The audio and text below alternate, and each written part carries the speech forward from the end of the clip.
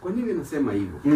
Tunasema hivyo kwa sababu ni babu, kwa sababu kama kuna tabu ana jawabu la ajabu kwa adabu. Babu kwa sababu. Bila babu tabu. Umejua watu utasema, unasema nini?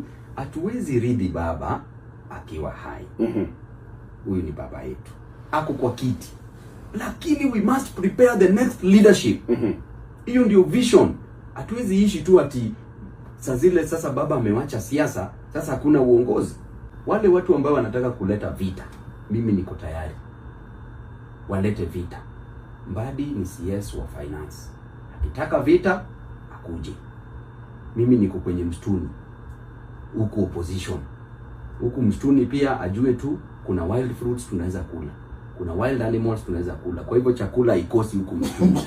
So sisi